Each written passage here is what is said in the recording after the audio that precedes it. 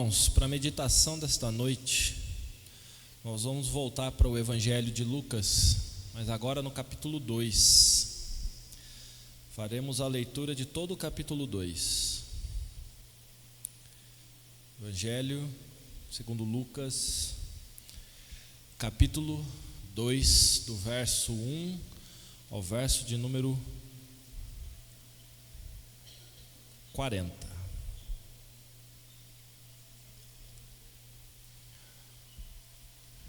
Diz assim a palavra de Deus, segundo o Evangelho de Lucas, capítulo 2. Naqueles dias foi publicado um decreto de César Augusto, convocando toda a população do império para recensear-se.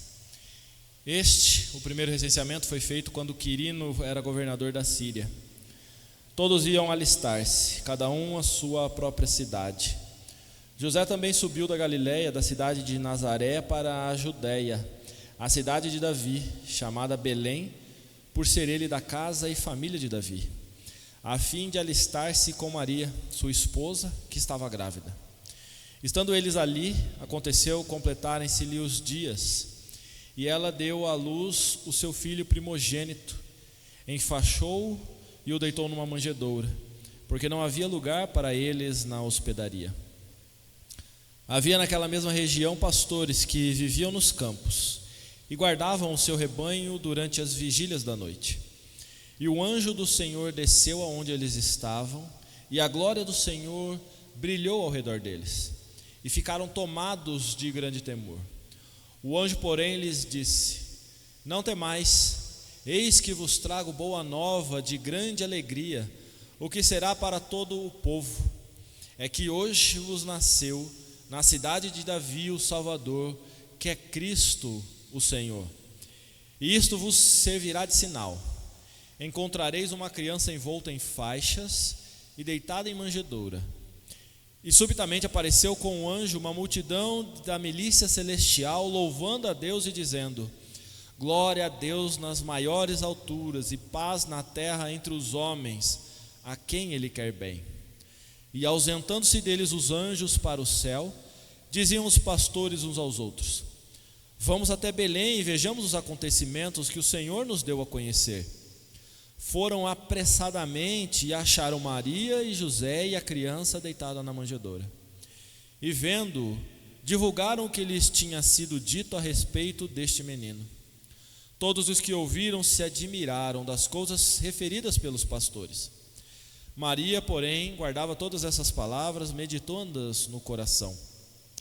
Voltaram então os pastores e glorificando e louvando a Deus por tudo o que tinham ouvido e visto, como lhes fora anunciado. Completados 8 dias para ser circuncidado o menino, deram-lhe o nome de Jesus, como lhe chamara o anjo antes de ser concebido. Passados os dias da purificação dele, segundo a lei de Moisés, levaram-no a Jerusalém para o apresentarem ao Senhor, conforme o que está escrito na lei do Senhor: todo primogênito ao Senhor será consagrado, e para oferecer um sacrifício segundo o que está escrito na lei referida, 1 par de rolas e 2 pombinhos.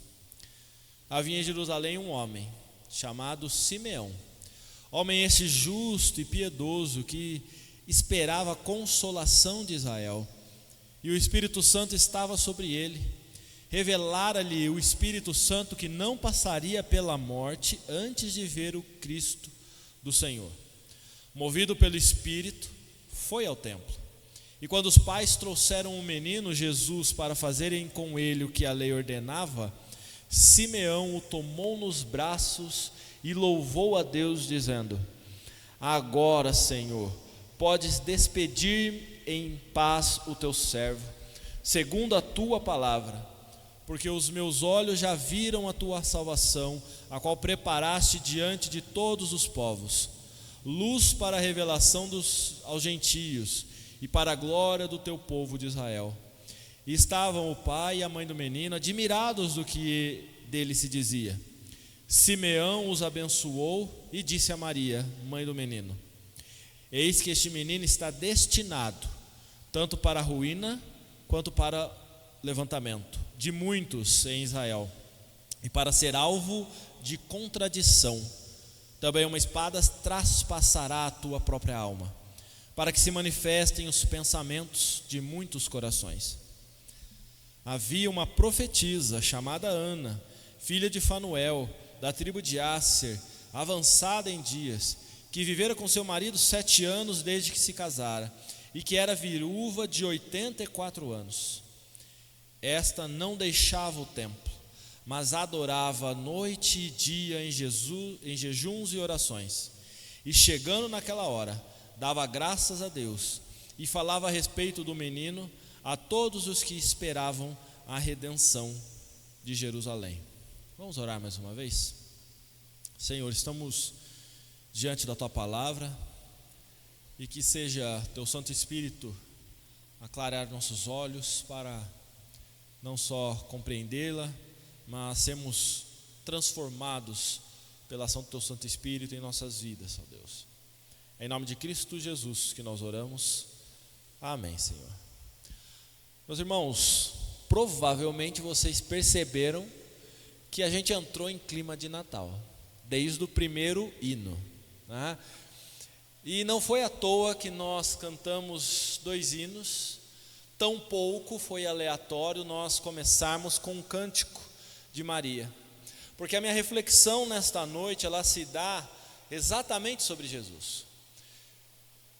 Pensando no mês de dezembro, que muita gente pensa em Natal e começa a se programar para o dia 25, começa a pensar nos festejos, começa a pensar em organizar a árvore de Natal, os enfeites, as luzes, a cidade se prepara, muitas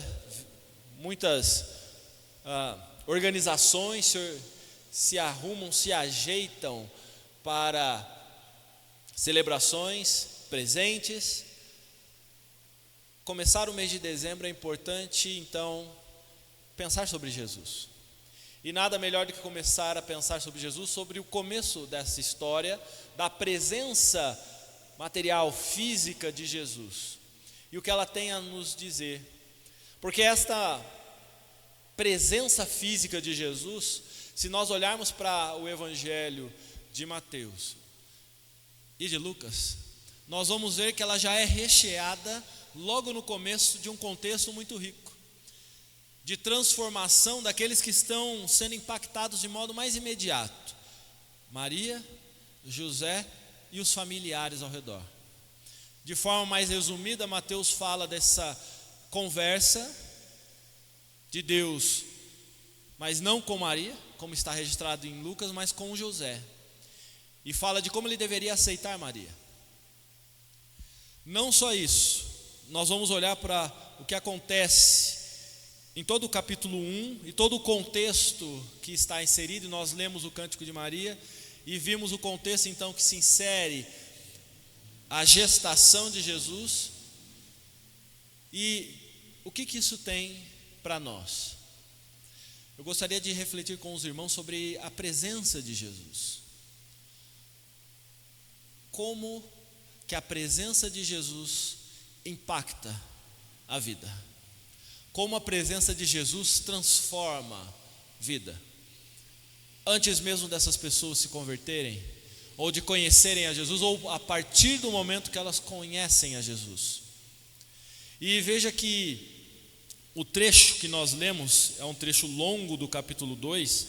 Nós vamos ver então o momento em que José e Maria são levados a Belém, para que se cumprisse a profecia de que o Salvador nascesse não só pela genealogia de Davi, como descendente de Davi, por meio de José e não Maria, mas também que nascesse na cidade de Davi, Belém. E é por isso então que eles são levados para lá. Nós conhecemos o contexto deste momento de nascimento, embora alguns até se confundam. Mateus vai falar dos magos que vêm do Oriente. Lucas vai falar dos pastores, são pessoas distintas. Os magos vão chegar provavelmente com Jesus já tendo 1 ano de idade. Eles não vão até a manjedoura, eles vão chegar em outro momento. Os pastores sim, estavam lá cuidando do rebanho, como eram de costume, e esse era o emprego deles, e aí, no nascimento, são levados a Jesus. Isso é o verso 8. Havia naquela mesma região pastores que viviam nos campos e guardavam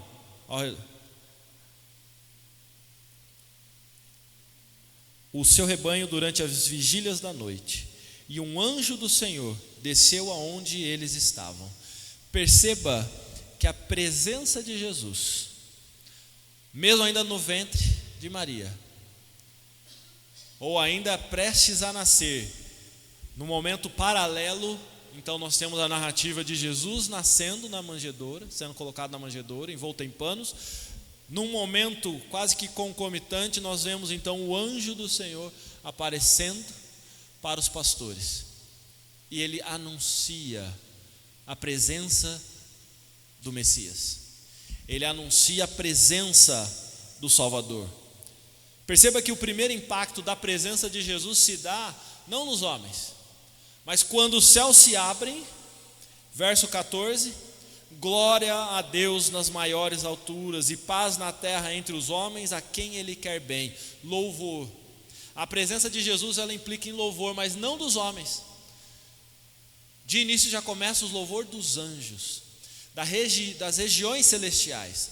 O céu manifesta a sua alegria pela presença de Jesus, e aos pastores é dada a oportunidade de ver a festa dos céus pela presença de Jesus. O louvor dos anjos ao Senhor Jesus, que vem e se encarna para ser o Salvador. Tudo isso por quê? Porque Ele, o glorioso Deus, nos quer bem. A presença de Jesus é manifesta pelo querer bem de Deus. Verso 18 mostra que, impactados com isso, todos os que ouviram se admiraram das coisas referidas pelos pastores. Observe, portanto, que nós não estamos falando agora dos pastores apenas louvando a Deus. Não estamos falando de José e Maria, mas de todos que ouviram. Provavelmente, ao nascer uma criança, apesar dele não estar na estalagem, apesar de não estar num quarto, estar lá junto com os animais e ter então que se alojar numa manjedoura, todos que estavam ali ouviram uma criança nascer. E ainda mais vem pastores visitar essa criança. Então teve movimento ali, não foi algo silencioso. Mas o que se percebe diante desse cenário? Pregação da palavra, pregação da promessa de Deus, pregação da salvação em Cristo Jesus que se materializava naquela noite, testemunho do agir de Deus, da poderosa mão de Deus agindo em favor dos homens, porque Ele nos quer bem. A presença de Jesus implica em louvor nos céus, implica em pregação, testemunho, mas também implica em louvor entre os homens, porque diz o verso 20: voltaram então os pastores glorificando e louvando a Deus por tudo que tinham ouvido e visto, como lhes fora anunciado. Louvor, testemunho, pregação, é isto que a presença de Jesus causa nas pessoas que têm contato com Ele. Não dá para ficar da mesma forma quando o Senhor abre os olhos do homem, do ser humano, e ele vê Jesus, quando ele percebe Jesus, quando ele sente a presença de Jesus. Não dá para ficar de qualquer jeito, não dá para permanecer da mesma forma. Contudo, a presença de Jesus, ela nos leva a olhar para o verso 25, que vai mostrar até o verso 35 outros elementos. Agora, no cântico de Simeão, um homem temente a Deus, um homem que buscava servir a Deus, ter um coração voltado para Deus. A prova disso é que o próprio texto fala que este homem foi agraciado por Deus de ter a revelação de que ele não morreria sem ver o Salvador. Ele teria a oportunidade de ver o Salvador. E o que acontece então? Passado todo o processo de ritual, de purificação, de circuncisão, e depois da circuncisão ser consagrado então, cumprindo a lei, quando esta criança chega, era só Jesus, será que tinha nascido? E estaria sendo consagrado ali? Provavelmente não. Mas quando José e Maria chegam, sem saber quem era José, quem era Maria, e tampouco Jesus, Simeão, ao ver, ele é movido pelo Espírito Santo a reconhecer quem ele nunca tinha visto: Jesus, o Salvador. E é então, por meio da manifestação do Espírito Santo, que nós conhecemos a Jesus. Perceba que a presença de Jesus, ela implica também na obra, na manifestação do Espírito Santo. Verso de número 26: revelara-lhe o Espírito Santo que não passaria pela morte sem ver o Cristo do Senhor. Verso 27: movido pelo Espírito, foi ao templo e reconheceu Jesus. O conhecer, o reconhecer, o identificar, sentir a presença de Jesus é a manifestação do seu Santo Espírito. Nós louvamos, nós testemunhamos, nós pregamos sobre Cristo encarnado, mas isso só pode ser obra não nossa, mas de manifestação do Espírito Santo de Deus. Mas é só isso? Não. Continua o verso 29 e 30 de forma poética, Simeão falando, louvando a Deus pela obra dele, de salvação. Agora, Senhor, pode despedir em paz o teu servo segundo a tua palavra, porque os meus olhos já viram a tua salvação. Ao reconhecimento pela obra do Santo Espírito que Jesus é o Salvador, é a salvação. Há louvor, há salvação com a presença de Jesus. Verso de número 32: luz para a revelação aos gentios e para a glória do teu povo de Israel. Perceba que, tão logo Jesus chega ao mundo, nós, gentios, já somos alcançados pela tua graça. Perceba que não precisou muito tempo.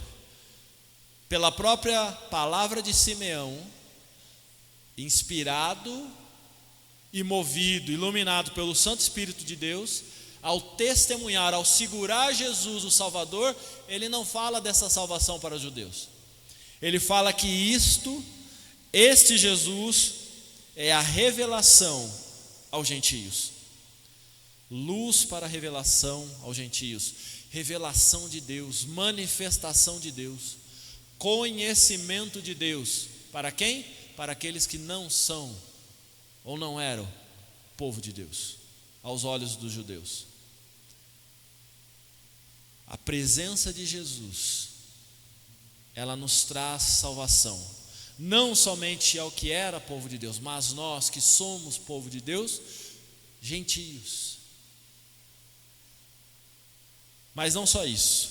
Verso 34 tem um trecho interessante dentro deste momento.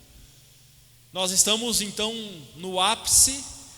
Perceba que nós estamos então numa sequência de louvores, de manifestações, de reconhecimento da presença de Jesus, do reconhecimento das pessoas que estão ali em volta de José e Maria e de todo o contexto de nascimento de Jesus, sabendo a família maior ali ao redor deles da promessa de que este seria o Messias, o Salvador. Mas aí nós temos um momento singular, interessante. Simeão os abençoou e disse a Maria, mãe do menino: eis que este menino está destinado tanto para a ruína quanto para levantamento de muitos em Israel, e para ser alvo de contradição. Que palavra interessante de Simeão para falar de uma mãe que está indo consagrar o seu filho, seu primogênito. Não somente para cumprir a lei, mas sabendo que este era o Salvador, o Messias, porque ela recebeu esta palavra não de qualquer pessoa, profeta, mas do próprio anjo do Senhor. Ela foi tomada pelo Espírito Santo. E perceba que essa mensagem, ela é acompanhada da notícia mais verdadeira que a presença de Jesus traz a toda a humanidade: justiça e juízo. A presença de Jesus na terra é a confirmação da justiça de Deus sobre os homens, do juízo de Deus a toda a humanidade. Porque é por meio de Jesus que pessoas não terão mais desculpa para negar Deus. É por meio de Jesus que as pessoas não terão mais desculpa para negar a existência do Salvador. É por meio de Jesus que as pessoas terão a oportunidade de se reconciliar com Deus. É por meio de Jesus que as pessoas têm os seus pecados perdoados quando são transformadas pelo Espírito Santo de Deus e quando entregam sua vida a Jesus. Portanto, é justiça, é juízo de Deus. Simeão não poderia, movido pelo Santo Espírito de Deus, deixar de falar a Maria o que viria, o que ela deveria aguardar. Ele era o Messias? Sim. Ele era o Salvador? Sim. Mas as pessoas tanto o seguiriam, quanto tentariam matá-lo. E perceba que, de forma interessante, não só falando que Jesus seria o divisor de águas, separar os crentes dos não crentes, os filhos de Deus dos servos de Satanás, ele direciona uma palavra específica a Maria. Também, verso 35, uma espada traspassará a tua própria alma, Maria, significando a dor que ela iria viver para ver o seu filho morrer em favor dos homens. A mensagem de Deus, a presença de Jesus, implica em louvor? Sim. Implica em testemunho, em pregação? Com certeza. Implica em manifestação do seu Santo Espírito? Obviamente. É revelação de Deus? Com certeza. Mas também é mensagem de justiça e juízo. Não dá para ficar da mesma forma diante da presença de Jesus, porque ou há de amá-lo, ou há de odiá-lo. Versos 36 a 38 mostram que não ficou por aí. Mais gente ainda falou de Jesus. Então agora imagina o cenário: o templo cercado de pessoas, lotado de pessoas que estavam ali para os mais diversos ritos de purificação. E o que elas estão ali? Famílias, e elas estão vendo Simeão falando do Messias, do Salvador. Mas não só ele, porque tinha outra pessoa que também era muito conhecida ali. Diz o verso 36 que havia uma senhora, Ana, profetisa, que havia ficado um período curto, casada, 7 anos, e há 84 anos já estava viúva, avançada em idades, como diz o verso 37. E o que ela fazia com a vida dela então? Como é que ela preenchia o tempo? Ficava no templo, buscava ao Senhor, jejuava, orava, e por isso então, pela dedicação e pelo propósito de Deus, ela era tida como uma voz de Deus, profetiza. E o que esta mulher profetiza naquele momento? Profetiza a presença do Salvador. Diz o verso de número 38: e chegando naquela hora, dava graças a Deus e falava a respeito do menino a todos os que esperavam a redenção de Jerusalém. Perceba que a profecia maior que essa mulher tem a falar é da presença de Jesus, do Salvador, do Messias, que se materializava naquela criança, naquele bebê. Portanto, o conhecimento de Jesus não se dá na hora que ele começa a fazer milagres, com 30 anos, e começa a rodear a terra de Jerusalém, de Judá, para falar e se anunciar e se apresentar como Messias. A presença de Jesus já era conhecida e manifesta desde o seu momento mais tenro. Sem falar, Jesus já impactou a sociedade em que ele estava. As pessoas que o conheceram. Não dá para ficar inerte da mesma forma diante da presença de Jesus. Por que escolher falar disso num momento festivo? Porque não há motivo melhor para falar de Jesus quando as pessoas vão pensar sobre Jesus. Em algum momento de Natal eles vão lembrar, entre Papai Noel, ceia, decoração e presente, alguém vai lembrar de Jesus. E nada melhor do que nós podemos falar com propriedade do que significa a presença de fato de Jesus.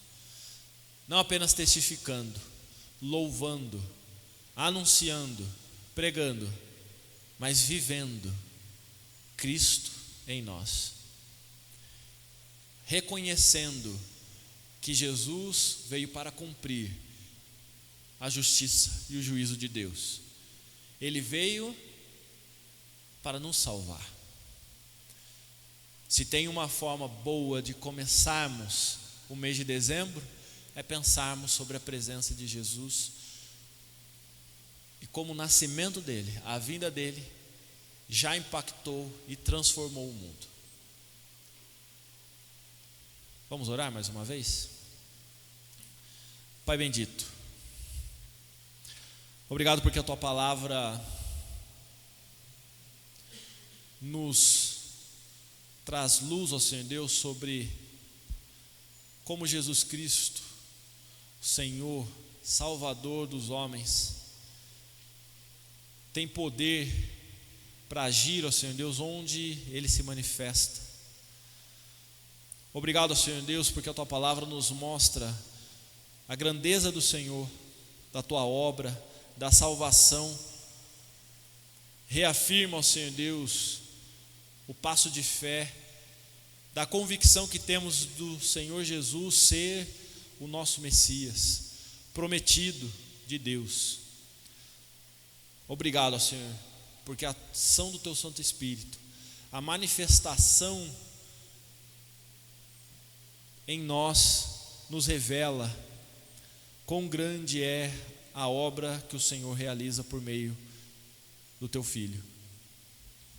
Obrigado, Senhor Deus, porque o Senhor é quem nos permite compreender, entender a obra de salvação de Cristo Jesus em nossas vidas. Obrigado, Pai. É em nome dele que nós oramos. Amém, Senhor.